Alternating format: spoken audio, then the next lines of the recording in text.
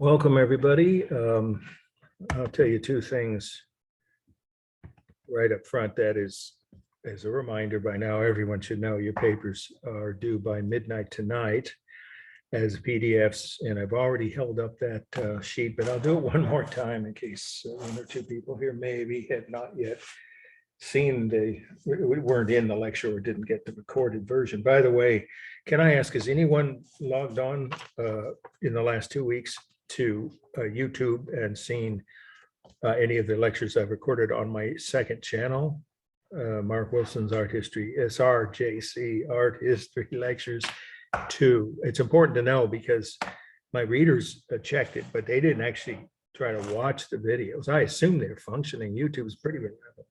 Anybody confirm if they've done that? Would be helpful to know. Well, Yeah. yeah. Oh, okay, Yeah. good. Thank you. That's helpful for you fellow students. Okay, enough on that. Then it's working. Yeah. So you'll see these lectures recorded and posted on, of course, not on Zoom, but on YouTube by 8 p.m. on Friday. Okay, this is how you submit your paper, of course. And this is our 2.1. Now I crossed it out because there's so many different sections that this applies to all of my online classes. But obviously for you guys, it's our 2.1. Whoops, that is the wrong thing. My apologies. You guys didn't catch me on that one, but I just noticed that was for the midterm. You've already turned that in.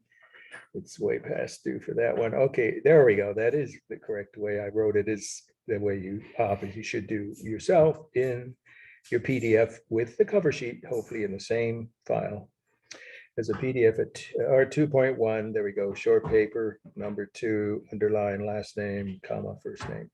And hopefully your email handle matches the name, your first and last name, or at least part of your full name. Maybe your first initial, whatever, last name, or vice versa. That is the same as the one you registered for the class on, because if you didn't do that, it can cause confusion in logging in your papers, as well as getting them graded and return the grade to you in a timely manner. So in order to make sure things go smoothly and I get them, right away, I'll be checking, of course, tomorrow, not tonight. I'm not going to be going after midnight online, but by tomorrow afternoon, I will be able to confirm, if you ask me to confirm, only if you ask me to, that I got your second paper. And if you want that to go smoothly, please send them to markw@aol.com. If you sent them to the Outlook, I will get them and I will accept, of course, I'll accept them. That's a given. It's the official campus website, but it's more cumbersome and it takes longer to delete, download, forward. Sometimes I can't even forward certain kinds of PDF or other attachments at all. For some, I don't know why. I have a student, I think I said this last time, from newly arrived from Africa, and I can never send him anything on Outlook. It just won't recognize his name, even though he registered under the name it's on the roster that he joined the class late. But that shouldn't affect it.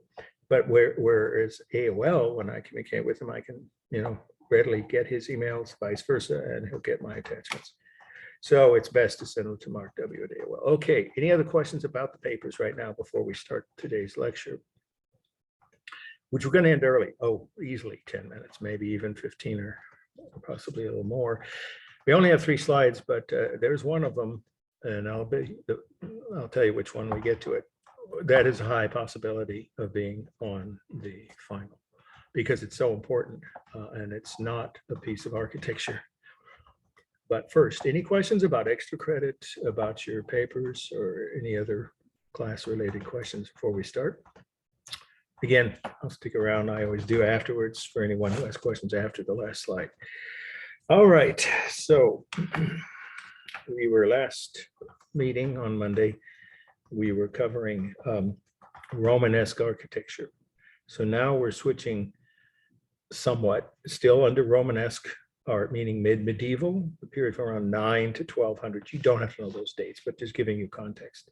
In the middle of that 1,000-year period we call medieval, or the Middle Ages in Europe, which is from the fall of Rome to the Renaissance, roughly 500 to 1500.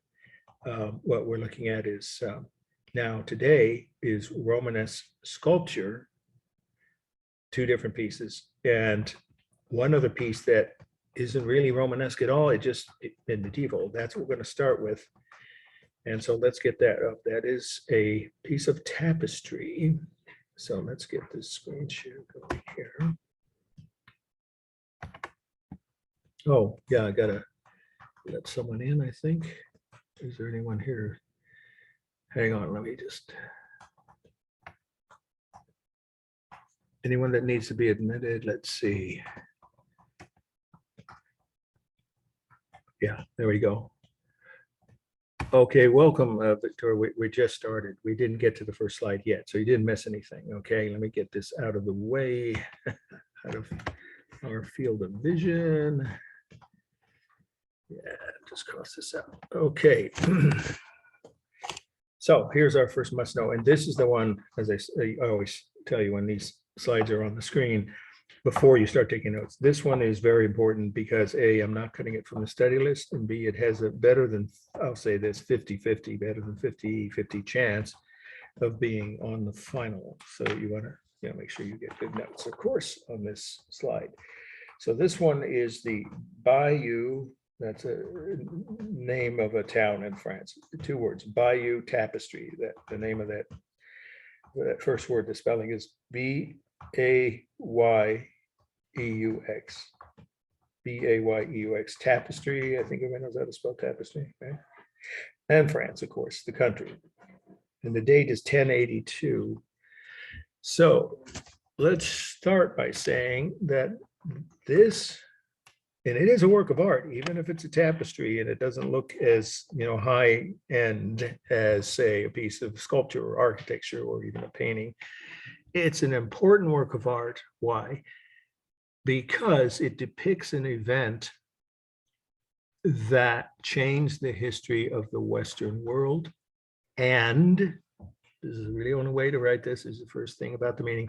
And also this event created was the beginning, I'm sorry, of the modern English language.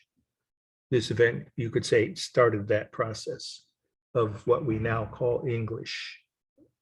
In other words, another way of saying that is, we wouldn't be able to communicate with each other in English the way everyone now understands, who speaks English, of course, the modern language of English, if it weren't for this event. Now, how can that be? Almost 1,000 years ago, something happened. How could that affect the modern use of English? Well, very directly, I'll explain. So let's say what the event is first and then the effect of it. This depicts, let me start over. This is one section. It's not the whole thing at all. It's one section of a 220-foot long tapestry. So it's a single section or scene from a 220-foot long tapestry that was woven by nuns, not monks, nuns in a monastery in France. You say, to be right, it's northern France, but you don't have to say that. You just say woven by nuns in a monastery in France. But what it depicts is the Norman, that's with a capital N, right? Norman, N-O-R-M-A-N, Norman invasion and conquest of England. That's a major event that changed the whole rest of the history of first Europe and then eventually the whole modern world. Again, I'll say how in a minute. So I'll just say what that event was. It was when the King of Normandy, which was in essence northern France, had a claim to be in the next king of England because he was descended from Vikings. We covered the Vikings, remember, on was it last week? Yeah, the Norsemen. Well, they had set up a kingdom in northern France called Normandy, right? N-O-R-M-A-N-D-Y. This guy, his name was William. History calls him, so you should write it this way, William the Conqueror. There's a good reason why he got that title. He claimed that the throne of England belonged to him by birthright. Don't need to know the details. But when the King of England refused to give up his throne, of course, William invaded England. And it was the last, this is the really most important way of describing how important the event was at that time in history. It was the last successful invasion of the British Isles ever. That's what, almost 1,000 years the British have been threatened with invasion. You may know the Spanish Armada, right? In the 1500s, they tried to invade. Didn't happen, right? They lost all their ships at sea. And then Napoleon got together, hundreds of thousands of soldiers, never actually launched the invasion. Hitler threatened to invade, bombed the heck out of England, as you probably know, in World War II. Again, no invasion ever happened. So one more time, this part you should write if you didn't already, that this depicts the last successful invasion of the British Isles. And William the Conqueror is the guy in the middle on the green horse. I know it's an odd color. That's him with his probably top general. This is the king. It's all part of the meaning. Who are these figures? The King of England, his nickname in history is Harold, first name Harold the Unready. That says it all. He didn't believe that William would invade. He thought it was a bluff. So he did not prepare properly or adequately. I'm going to say, he didn't assign extra soldiers to the coast, whatever. You don't have to write the detail. Just say he was not prepared for the actual invasion or properly prepared. That's all it took was one battle. When William the Conqueror landed, there's his soldiers landing, see, on the coastline of England. And he's directing them in battle. So they had a single battle. You don't have to know the name of it, but you might want to write this. It was several years before. This piece of tapestry wasn't created until years later. It was in 1066. For people from Great Britain, they have to know that date, just like at least some American history students are still, right, till 1776 is supposedly the, most important date in American history, depending on your perspective. But in any case, this date is really, really important in the history of all of Europe. Why? Because the French, Normandy was a French kingdom. They spoke French. They had French art and architecture, and they were more advanced than who were the people in England? Not what we call today England. It was Saxony. It was part of the Celtic empires. Or cultures, I'm sorry. So in other words, a king there he is, Harold, right? The one that was defeated by him, William the Conqueror, was a Saxon, Saxon. In other words, he was Celtic, and he would have spoke a language you wouldn't begin to understand. Nobody today, unless you study that language. We still have records, so we know how it sounded, but it isn't anything like modern English. It wasn't even close enough for, anyone today to understand, except historians. So what that boils down to summarize it in a nutshell, is that once William, the King of Normandy, invaded and conquered England, if you're curious, he had the king's Harold executed, right, and I think his whole family as well. He then took over and he introduced French into what was then a Celtic culture, and that is the root of modern English. If you think that's overstating it, in other words, the modern version of what we speak called English, about 20% of every word we speak is French. Any word that ends in ESSE or AGE, like garage, or BILE, mobile, just looking up in a dictionary, you'll see what I mean. Every dictionary online or otherwise will tell you what the origin of a word is. And about 1 out of 5, 20% of all English words that we call modern English are originally French. And this is directly a result of this invasion, or at least indirectly, because once the king, William, who became king now of both northern France and what's now England, once he took over, he made French the official language, and everyone who wanted to have any kind of important job or high-ranking position in the new government had to learn to speak French if they didn't already know. So English and French blended into modern English, and then it also increased the number of words that were just directly translated into, transferred directly. We still pronounce like Chevrolet, right? That's a French, if you didn't know, the guy who started that automobile company was a French immigrant or a second generation. That's a French word. There are just so many words that come from French still, but the original origins of the blending of English and French starts here.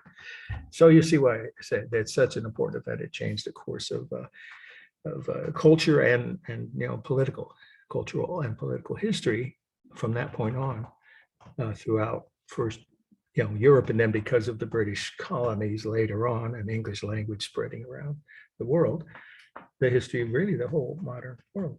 So that's pretty much the whole meaning, except for one other thing. I think you might wonder, what is this here? If you didn't know what a Viking longboat looked like, we talked about it last week. These are just the same kind. Well, they don't look like they're very fierce, but these were warriors who would have fought with those huge axes and metal helmets, of course, and they were very fierce. They were his army, and they are landing in a Viking longboat, the same kinds of boats that the Vikings used to invade for hundreds of years, other parts of Europe. And then these other two structures, the last part of the meaning, are two kinds of towers. This is a siege, S-I-E-G-E, that's a word I assume some of you have heard of, right, for an invading army to use, a siege tower, so they can, roll it up to the wall of a castle if they need to knock down the walls or jump onto the, to attack a city, a fortified city, the walls of a city or a castle. They didn't need that. It turns out that the Norman invaders didn't have to siege, besiege is the word, or attack any cities in England, because all of the soldiers fighting for the English under Harold were defeated in one single battle. If you're curious, it's called the Battle of Hastings. But anyway, the point is that that's all it took. So just a single battle completely defeated the Saxon armies and led to not only the defeat and overthrowing of Harold, the king of the Saxons, but also his life, cost him his life. He was executed. That's when the Tower of London was built. That's the first thing that was built in the conquered, now then it was the capital, right? That always has been since the Roman times, of what's now England, London. So in London, William the Conqueror, you could add that if you want, need to add more facts, you have plenty, but he actually had the prison, and that's what it is. Now it's a tourist site and a museum, but for centuries, it was the main prison in England. He had it constructed immediately after he took over. And one of the first people executed there was that poor guy, Harold the Unready, well named by history. Okay, that's plenty on the meaning. Let's do a formal analysis. This is so carefully balanced. That's why I chose this view of it, because you can see there's an equal area almost exactly covered by the sail and the boat and sailors or soldiers, really the soldiers in the Viking boat, as there is in the tent. Of course, that's a tent, the roof of the tent, and the king and his whatever assistant there saying, what?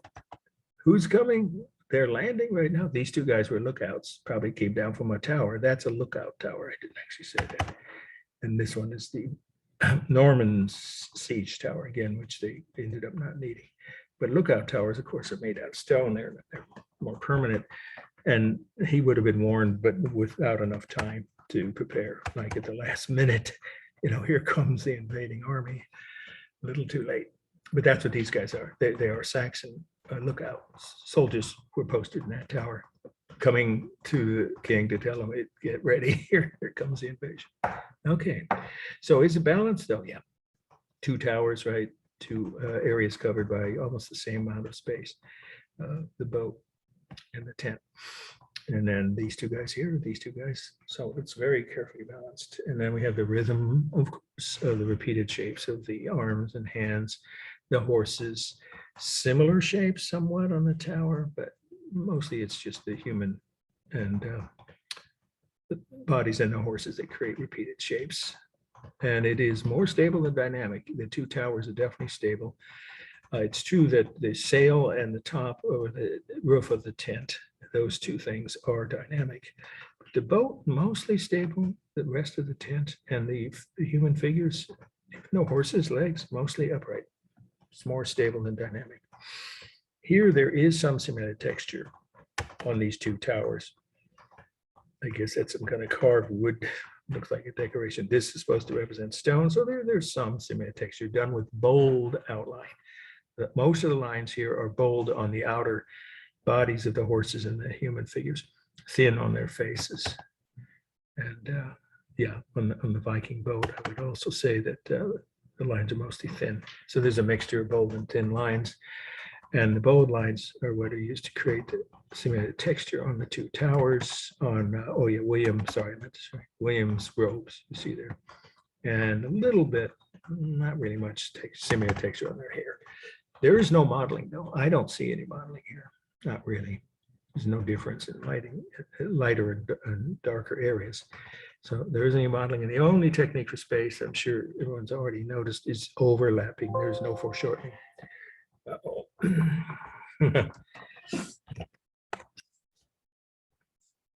is my battery running low? It's plugged in. Why is my battery running low? What do you mean? Hang on, folks. Oh, it got, yeah, right. Things get this. There we go. We're back to full battery power. Sorry about that. Yeah, my daughter just helped fix the problem. Okay, so because it came undone while I was setting up for the class. So now we're back to full speed ahead. All right, let's wrap up this formal analysis. This is, I like this aspect of it. The colors are very unusual, deep and rich. You don't have to write that, but you do want to say it's, of course, a mixture of cool, like on the green horse. I mean, outside of the movie, The Wizard of Oz, the original 1939 movie, I've never seen a green horse in a movie or painting. Here it is, there's a green horse. Obviously, there's no such thing in real life, but that's a cool color. Whereas this horse is tan, so therefore, of course, a warm color. Most of the clothing, certainly on these figures, or at least the two Norman figures, the king, right, William, and his general are warm colors. But you'd have to say that, again, green on the clothing of the two Saxon lookouts, or you can just say soldiers, they are more cool than warm. Whereas Harold is a mixture. His outer robe is warm, and of course, his actual clothing is cool. And then you see the alternating colors of warm and cool on both the boat itself, striped. I don't think the Vikings actually use stripes on their boats. And then on the clothing of the soldiers in the boat. The largest objects, really, you could just say the two, whatever about equal, would be the Viking longboat and the tent, the Saxon king's tent. And then the next two largest, it's a close call, but I'd say it's probably, well, this is wider. So I'd say the second largest object would be the siege tower. And then it's either these two, if you count them as one mass, the group of these two, William and his general riding horse, if you think of them as one mass, that'd be third. Or you might even think of that as second. So I'll give that to you. And then I guess fourth would be the siege tower. The lookout tower. Let's see, space, rhythm, of course, repeated shapes of the heads, arms, legs, and I guess some weapons. Well, the weapons, yeah, the spears here. I think that's everything, right? Balance, rhythm. Okay. All right. Now we're going to have to go all the way past where we were at the end of the lecture on Monday to get, there we go. Of the last two slides for events, you can see we're going to quite probably right around 4. But these two, I'm not deciding until we do the review. Remember, that's the class before the exam. Our final will be on Monday, not Wednesday. So we'll do the review the week before, of course, and that'll be posted. But the exam isn't, remember that. It's not the exam itself, it's in real time. But the point is that review session you should probably attend, like most of you are now, the actual lecture, because it gives you a chance to ask all the questions that you might think of before you start studying. And also you'll know what not to waste your time studying, whatever I cut. I'm not going to say until we do the review whether or not I may or may not cut these next 2 slides, okay? All right, so this one is the next must know. And it is mission of the apostles from Vézelay. Mission, I think everyone knows there's 2 S's, right? Of the apostles is APOSTLES, apostles, followers of Jesus, right? Apostles. from Vézelay, because there's a whole bunch of these kind of scenes on Romanesque churches. That's where this is. We'll say in a minute where it is. From Vézelay, that's a city in France. Vézelay is capital V-E-Z-E-L-A-Y. Again, the title, Mission of the Apostles, plural, from Vézelay. Location, of course, France, and the date is 1150. I need to take just a moment to lubricate my throat here. Hang on. Okay, so why are we looking at some obscure piece of sculpture from a city in France in a church you never heard of and will never hear of again? Because it's a classic. Here's the first fact you should have about the meaning. This is a classic example of Romanesque style sculpture. Now, that won't mean anything yet, but by the time you finish with the meaning and the notes you're going to have here, it should be pretty clear. How do you identify, or how do we identify the style of sculpture as Romanesque, meaning mid-medieval, during the time of Romanesque architecture? Context is part of the meaning, remember, so you should add this. This is a piece of sculpture above the doorway. You could just say entrance if you prefer, or doorway, of a church, a Romanesque church in France. The city, of course, is Vézelay. It's central France. You have to know what part of France, but just say in France. How do we know it's Romanesque? Well, if you can see the whole church, you'd know from last week's, Monday's lecture. I held up that list of things, right?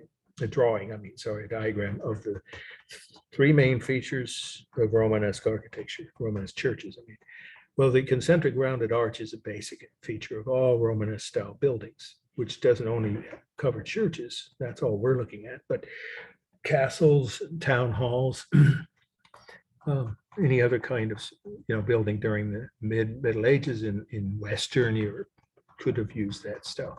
They always have concentric, right, rounded arches. There we have that. So this is part of a Romanesque church. It's above the main door. By the way, there's always three doors in Catholic churches. Some of you, if you've ever been to a Catholic church, you know that. We'll explain what the symbolism of that is next week when we get to Gothic cathedrals, but that's getting ahead of ourselves. So just say it's above the main door of a Romanesque style church in France. But what's most important about it is the fact that it depicts a scene from the Bible in which Jesus has died, is already after Jesus died and went supposedly back to heaven, or was in heaven. So there he is supposed to be in heaven, sitting on a throne. This is an actual phrase from the Bible, that Jesus went back up to heaven supposedly and then got to sit on a throne in heaven forever, I guess. So that's him up in heaven on a throne. But these are his disciples. The two words are synonymous. His apostles or disciples, you can use either word, but the phrase, the title tells us they would have used them as apostles. His followers, the ones who later became saints, many of them, and went around the whole, Middle East, right, all over the Middle East, spreading the word of this new religion, Christianity. That's what they're doing. They have Bibles in their hands. The only problem with this is the Bible wasn't written until hundreds of years after Jesus died. Well, these disciples were alive. They were writing things down, but there was no single book called the Bible. So that's a little liberty, the artistic liberty that the sculptor took. With the fact that Bibles weren't around yet during the life of these disciples. I think some of them made it to like 60 or 70 or even 80. The Bible wasn't written until a couple centuries later. But you could just say that in this view, the artist is depicting his disciples down on earth, carrying Bibles with them and spreading the word of the new religion, specifically, of course, spreading the Christian religion. So throughout, I don't think they went all the way. Oh, maybe they did go to Italy, but I would just say the Middle East. That's good enough. The areas we now call the Middle East. So that's them down on earth, spreading the word of this new religion, in other words, Jesus's philosophy or teaching about Christianity. So he is looking down on them and inspiring them. That's why his hands are outraised. Yes, there's a reason why he's missing. Some of them are missing their faces, and he's missing one hand. There's a part of the meaning. We'll get to that at the end of the meaning section. It isn't an accident. There was some vandalism, and I'll say why in a minute. But for the moment, you just know, you should know. I mean, that he originally, of course, he had both his arms stretched out, and these are his rays of divine light, you could say, or energy, divine, right? You know, from God, coming down into their brains, literally into their minds, how you say, inspiring them. They're missing here because his hand's gone, but they would have been there too. Literally inspiring them to go out and spread this word of this new religion. Okay, so that's what they mean by the mission. Their mission is to spread the news about this new Christian religion. Okay, but the other part of the meaning is, why is this a Romanesque style sculpture?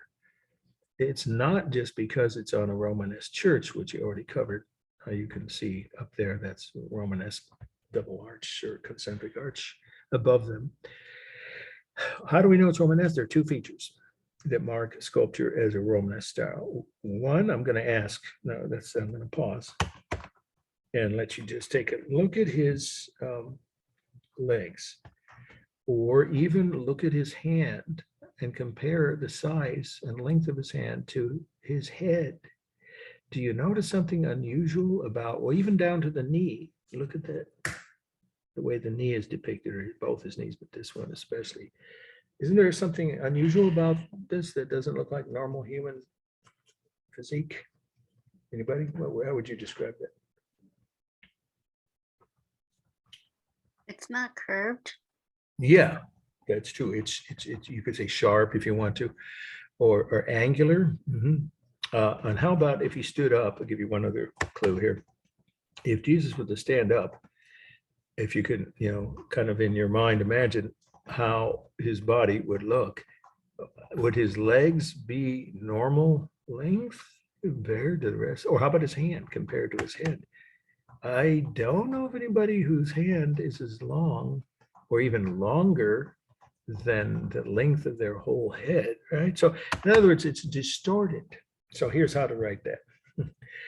Romanesque style sculpture uses elongated, the right word is with an E, right?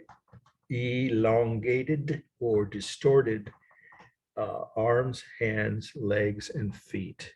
His body, his overall proportions, you could say, of his body are elongated, and that's what his legs also are, deliberately unusually, you know, thin and skinny. But if he were to stand up, his legs would be twice as long as a normal human's. Of course, your legs are roughly the same height as the upper half of your body, in most people anyway. And this is not normal. So it was deliberately distorting the human figures, Romanesque sculpture was, by elongating the main body parts. And then you could just write parentheses, you know, meaning arms, hands, legs, and feet. It's also true of the disciples. If you look closely, or apostles, if they were to be standing straight upright, their legs would be longer than normal for the proportion of the rest of their bodies. And that's a deliberate distortion, stylistic feature. But the other thing, this one might be even more obvious if you look closely. What do you notice about the poses of all these figures, well, especially these two guys here, like this one here next to Jesus, and the way Jesus's body is positioned about his pose on the throne? Like mostly you see someone on the throne with their look straight at you, their legs are right, normally facing forward. So anybody, again, just there's no right or wrong here, but what does it, how would you, anybody here, describe? I'd say it's almost like Egyptian art where their shoulders are facing you, but their legs are facing, it's like 2D. Their legs are facing like right, but then their That's shoulders. interesting. That, now see, that's a very apt comment, I would say. It wasn't the exact way I was going to put it, but you have a point, a good point, because this isn't an accurate representation of the normal posing of a human body. And of course, this piece is somewhat partially, you know, it's raised bas relief, it's high bas relief. So it isn't exactly three-dimensional, but it's supposed to look three-dimensional. But that main point I wanted to make was the poses of all the figures, including especially these two guys here. There's something going on with, or this one over here, there we go.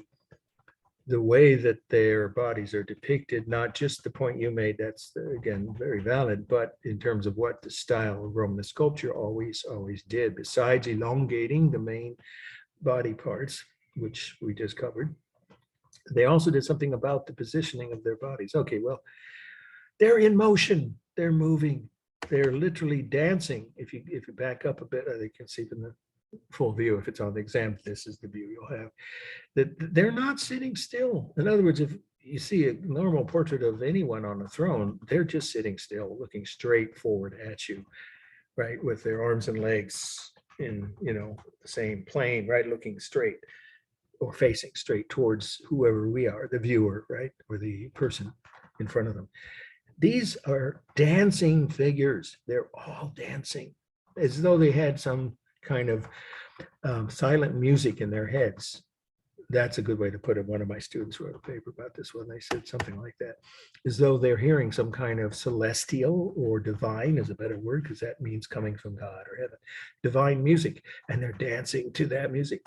They're in motion. So again, I'll state that in a single phrase. The second feature that marks this is Romanesque style sculpture, and it's true of all Romanesque style sculpture, is that the main figures, human figures, I should say, human figures, are shown in motion, in movement, and you could say mid movement.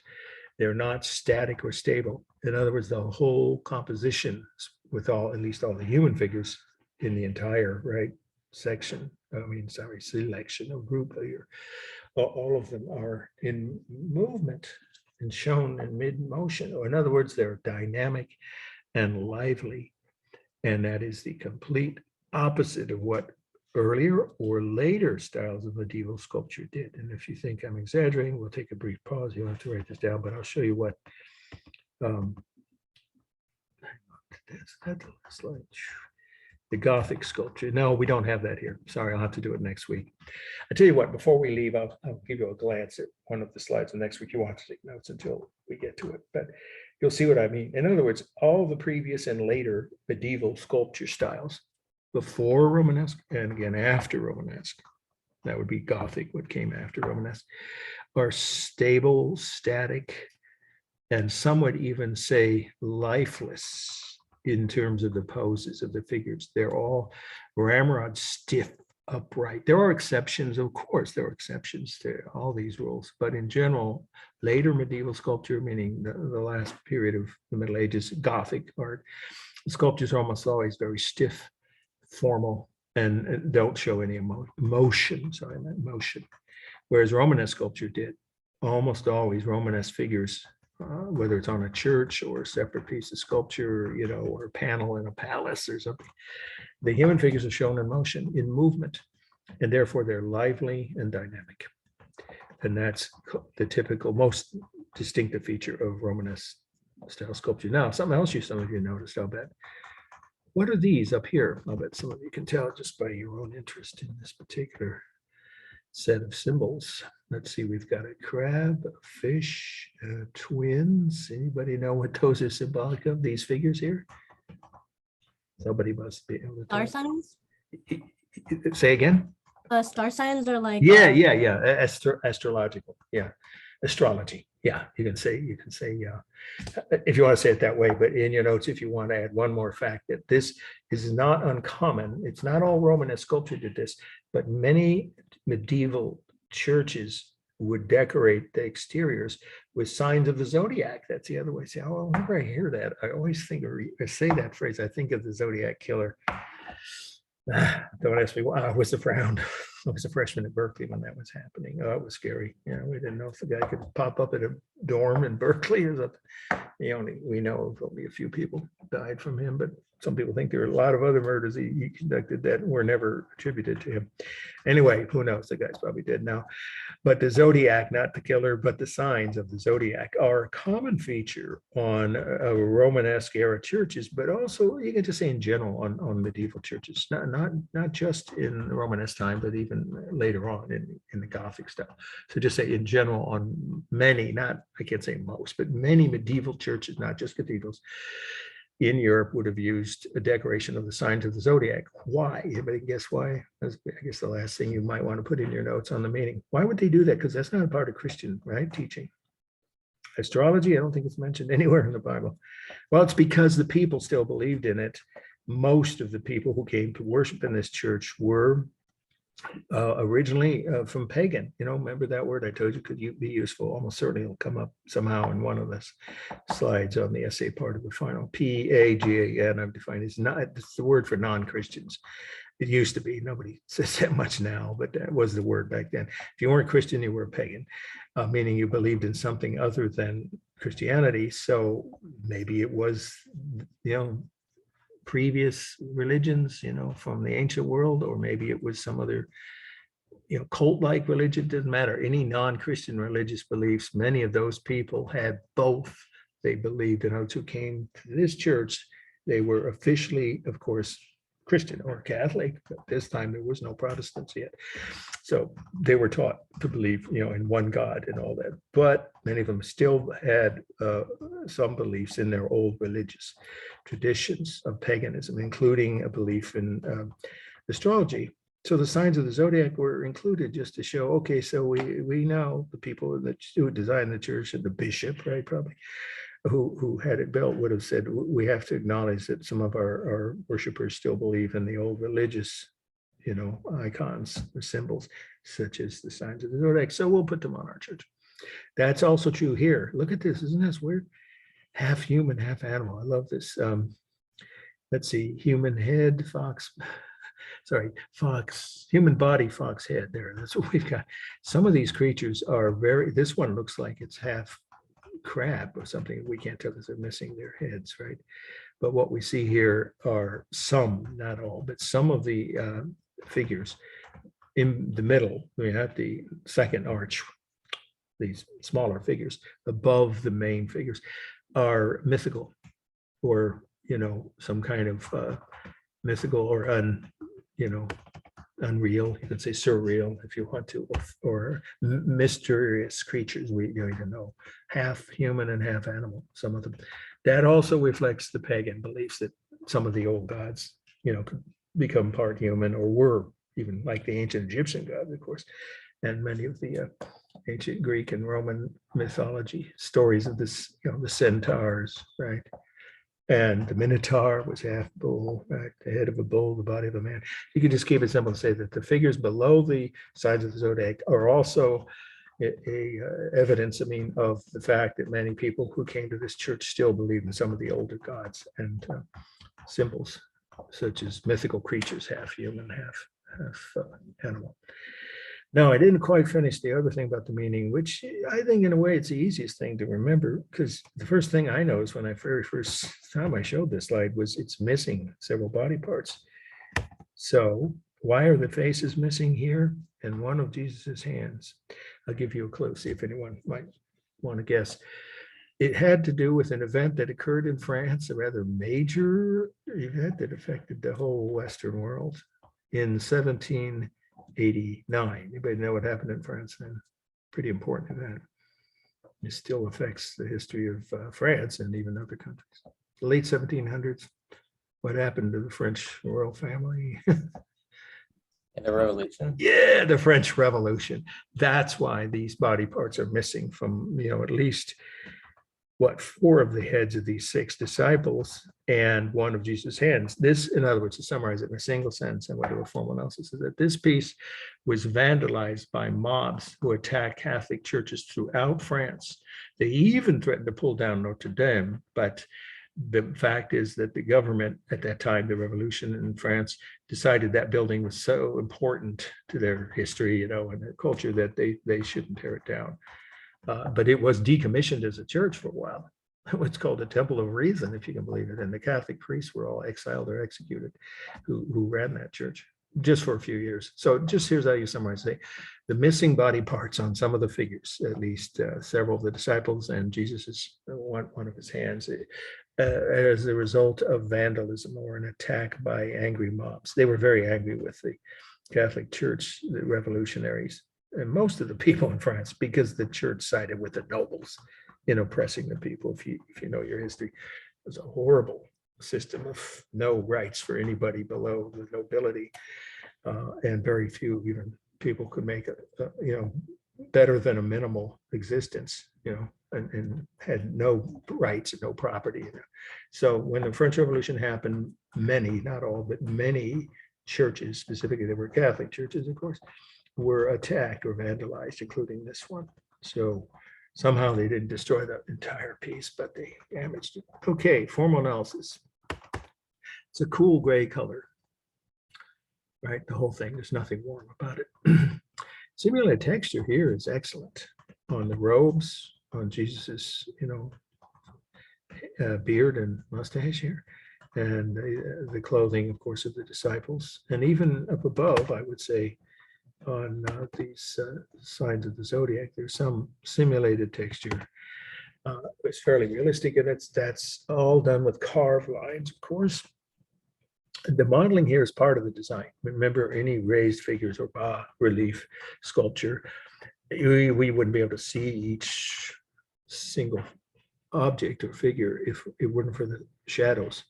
So this has deep shadows created by the sun. Of course, this was meant to be seen, or at night, maybe with torches, that create the contrast between the background, right? And the figures, raised figures. So the shadows are, the modeling is part of its natural modeling from the sunlight. The largest mass, easy, that's Jesus. And then you would probably just say, all the disciples are about the same height, aren't they? So they're the second largest mass. And then it's probably the mythical figures in the archway just above Jesus's head. Fourth largest would be the signs of the zodiac. The rhythm should be very obvious. Arms, hands, well, one hand here, but they all have hands, right? That part of their bodies didn't get vandalized. So arms, hands, some of them still have their heads, and of course, legs, feet, and the robes, the folds of the robes create lots of rhythm. It's dynamic. The only thing stable about this is maybe just Jesus's head and neck, because everywhere else, his arms, the rest of his body, all the disciples, the apostles, they're all in motion. They're all dynamic. And the same up here, these figures are not standing straight upright, or the zodiac. So it's almost entirely dynamic. For space, the only technique I see is overlapping the clothing over the figures and the figures over each other on either side. But I don't see foreshortening. I don't think that qualifies. And there's definitely no other space techniques visible. So it's almost entirely just a use of overlapping for space. Let's see, overlapping. Oh, balance. Oh, yeah, it's very carefully balanced. 3 disciples on either side, Jesus in the middle, equal number of objects in the 2 arches up above, left to right. And I would argue it's balanced top to bottom, but if this is the back of his throne and qualifies as empty space in your mind, then you could say that it's, but if you do the line here across the middle, just below his arms, I think of it as roughly balanced top to bottom. These figures here, that was up above. Both ways, top to bottom and left to right. I said the line is carved. Let's see, rhythm, right, repeated. I think I've covered everything. Texture, color, object space. Okay. All right. So our last must know for today is this, which is Prophet Jeremiah from the Church of Saint Pierre. Again, there's a lot of carvings of this same figure from the Bible. I'll explain who he is in a minute. And so that's why we put the title, or Stockstead did, of Prophet Jeremiah. That's the name of the person, from the Church of Saint Pierre, Saint Pierre. I'll spell those words. Prophet is Prophet. Jeremiah, his name is Jeremiah.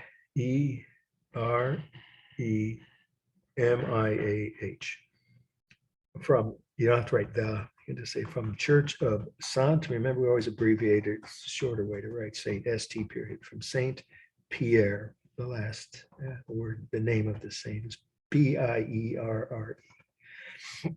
France, 1130.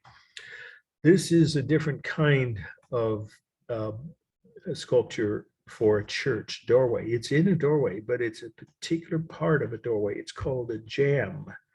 as in JAMB, not the food, JAM. So if you're writing it correctly, it's 4 letters, jam, the B. Jam statue means the door jam. And we know what a door jam is, of course. Cathedral doorways had door jams, of course, in almost every, well, actually all the Catholic churches back then.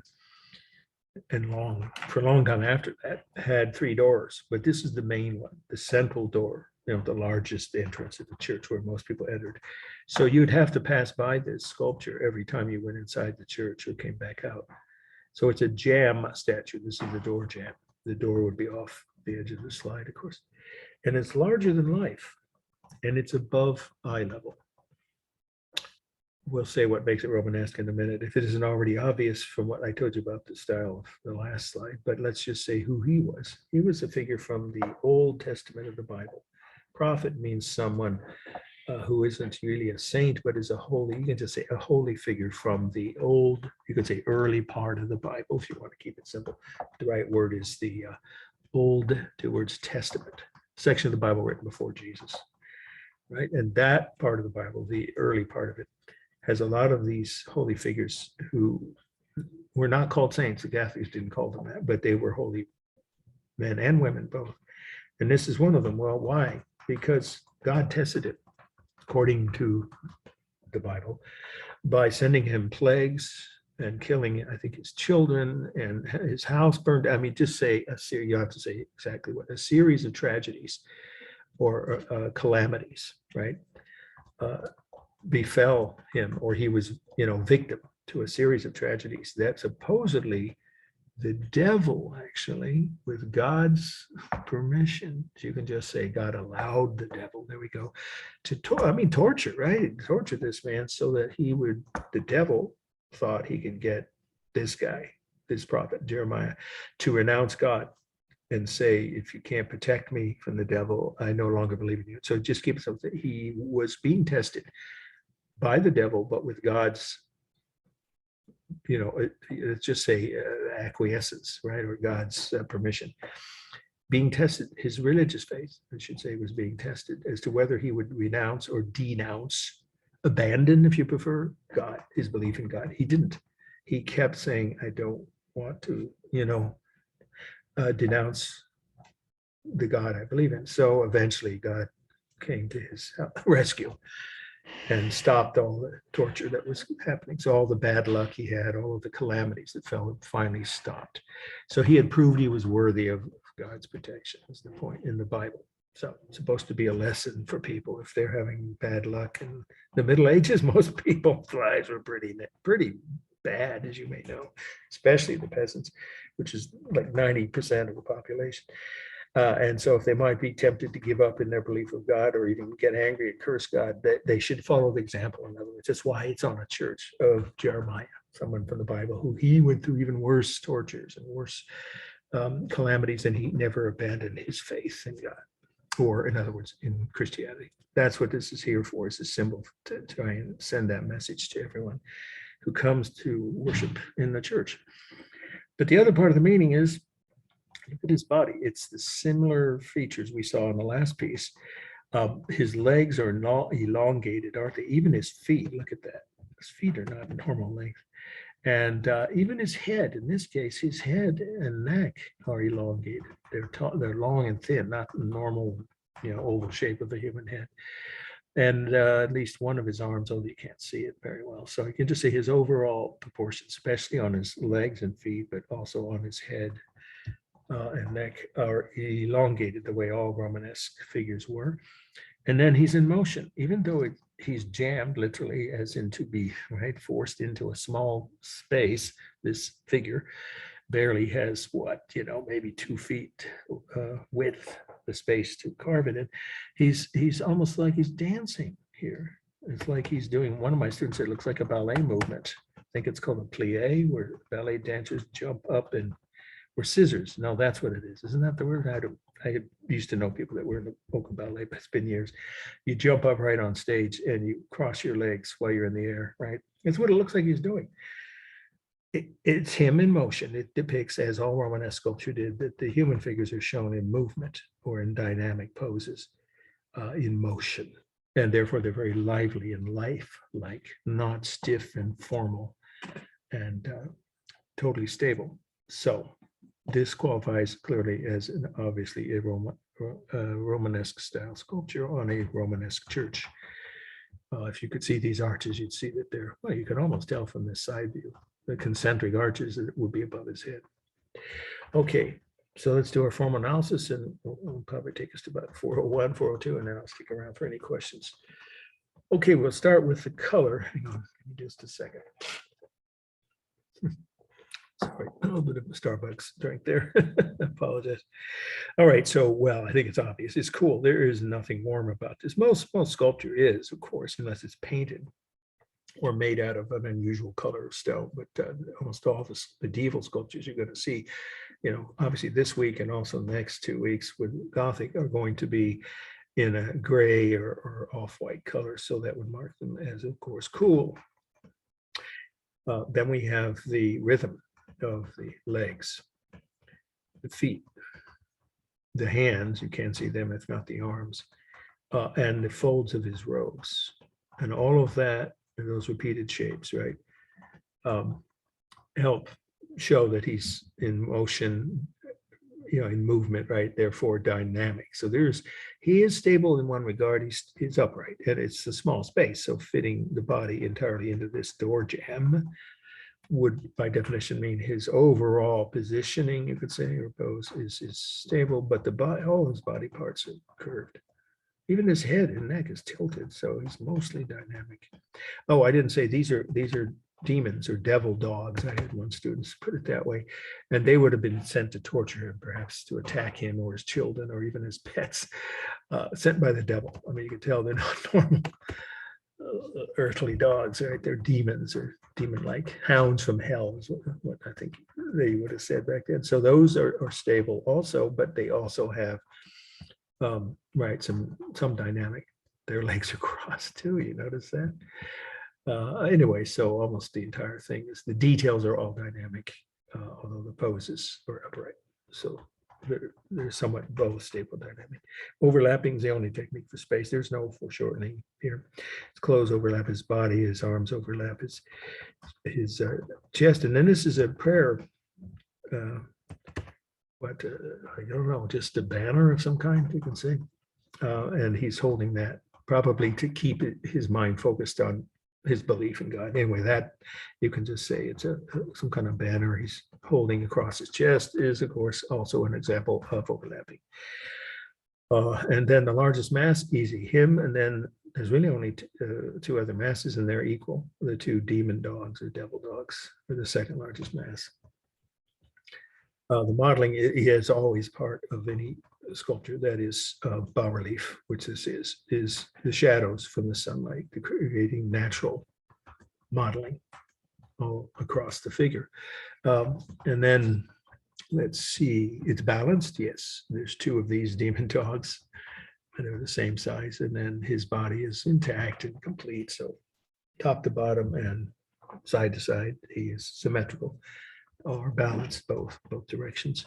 And let's see, I think I'm missing one other thing: space, rhythm, dynamic, texture, sorry, and line. All the line is done with carved line. I think you can see that here on the robes especially, but also on his head, face, and beard, and on the demon dogs too. You see a lot of carved line here. And that creates fairly realistic or strong simulated texture, again, on his face, on his robes, and those two devil dogs. Okay, we've covered everything that we needed to. So let's do the stop share. All right, so your papers are due by midnight. I think I'm not going to have to repeat it, right? I already covered at the start the basic requirements for submitting them.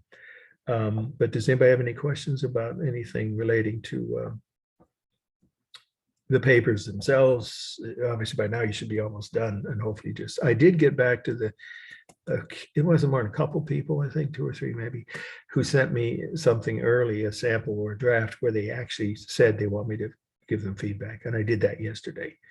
Unless somebody sent me something after 6 p.m. and in the evening, I sign off about before dinner time each night. So if that happened, I wouldn't have been able to get back to you. And I have another class not very long from now. I have to set up for an in-person 3-hour class here on one campus, obviously. So I won't have time to respond to an email if anyone sent one after 6 p.m. on Tuesday, but you can ask questions now if you have any. I think everyone knows you need to cite at least 2 different sources in your bibliography, and at least one of those sources needed to be, if you want full points, originally a printed source, such as Encyclopedia Britannica. That's an easy one because it always starts out that encyclopedia is actually printed as well as online. So that qualifies. You don't have to have a physical book in front of you and write down the name of it to qualify in that one requirement of having at least one of your 3 news sources being printed. I think everyone's clear on that. And then also, of course, if you haven't already done this, I would run one more time before you turn your paper in through the 9 elements, which you have that handout, and make sure you didn't either A, overlook one of them, or B, not give examples. You get points off if you just list, this is dynamic. There's lots of curved lines, and then go on to the next. You lose 2 points right there each time you do that because you aren't saying where you see those elements, that quality, whatever it is, the dynamic lines, or why is something balanced? This is a balanced work of art. The figures are arranged equally. We'll be more specific if you want full points. For instance, the human bodies, there's equal number on left to right, and above and below, there's whatever other objects that make it balanced if you think it is. Okay, and of course, if there's lines, you say, where are those lines? I think it's pretty obvious, but you guys should know from your first paper. All right, any questions? Now's your chance about anything, either of the papers, extra credit, or what we just covered. Okay, and there's nobody here who didn't get your grades back if you submit. I've been trying to be proactive, and I sent a couple people emails. I think they were mostly from my evening online class, though, who I didn't somehow receive their midterm, and they claim they sent it in. I don't think that applies to anybody here, but let me just glance. And if it does, I think it's not inappropriate for me to remind people that way. I usually do it by email, but it is getting, down to the last few weeks of the semester. I don't think anyone here has turned in well, let me just ask, is anybody here who turned in a midterm and didn't get your grade back? That could be just due to the email glitches between, right, your inbox. Somebody said one of them wasn't in this class, that they're actually the first 2 grades went straight to their spam folder. So always check that. Well, I don't have this in front of me. Anybody, one more time? Why don't we just do it that way? Is there anybody here who didn't receive a grade from? Now, if you turned your paper in late, I haven't gotten all those graded yet. I think I have at least 2 late papers. And of course, the points don't go up, even if it takes me another week or so. It won't probably be that long, a few more days to get back to you on your late paper, submitted late first paper. It just is 10 points off after 1 week, right? The same for all my classes in either paper. I think we've covered most of the subject matter that I intended to, but again, you may have any questions, because now's a good chance before the due date, the deadline, I should say. Today is the due date. Yes. I have a question about the cover sheet. Yep. Is it still okay to attach it like to the email separate if we can't attach it to the Oh, PDF? that's a good point. Absolutely. I realize it isn't always easy. I probably would have that problem myself because I'm not that good at doing that. Sometimes at least try to attach it in the same file, so it's sent together. So either I or my reader, when we're grading your papers, don't have to go back and forth. But if you can't, then you can send them separately, as long as you send them both with, in the same email, addressed, like I said, properly with your name, and I already covered that, how you label them, and hopefully with an email address that is already on file with me, meaning with your correct name as you registered. And you might want to write a line saying FYI or whatever, just giving a heads up. This is both the cover sheet. I couldn't combine them. That's acceptable. No points off. If you can't, try to do it, and if you can't, that's okay. Okay. You can always use a PDF editor. I know there's a Google Chrome extension. Oh, Basically, you just put it into the PDF editor and then save the cover letter and then just click and drag it. Everybody hear that? That's very Thank helpful. you. Yeah, I don't know if. Yeah, you can use a JPEG to PDF converter. So you drag, like, say you download your like Google Docs onto your desktop, and then you just drag the thing onto your desktop, and then you put it into the PDF converter. That sounds. Okay, thank you. Yeah, that sounds very logical and helpful. I've never done that, though, so well, I think I tried once or twice, but thank you. Those two of you who just said there are ways to do it, even if you've never done it before, or it's not, obvious, but try to do it first. And really, again, if for some reason, whatever, it doesn't matter what the reason is, you really can't somehow get the two files into one single file, I would accept it. It just takes us a little longer to grade them, but you'd still get the same credit. No points off or anything. All right. Hopefully that's helpful. Again, now's your chance. These are my unofficial office hours. And we are ending quite a bit early. I think I'm looking down the list of names, everyone here, and I'm pretty sure a couple people, I won't mention names, have been informed, positively responded to with the fact that I might have missed entering a grade or getting a late paper. I usually confirm when I get your late papers as a courtesy, just automatically. But it doesn't hurt when you submit something, whether it's on time or not, to if you feel the need to have me reassure you by confirming I got it.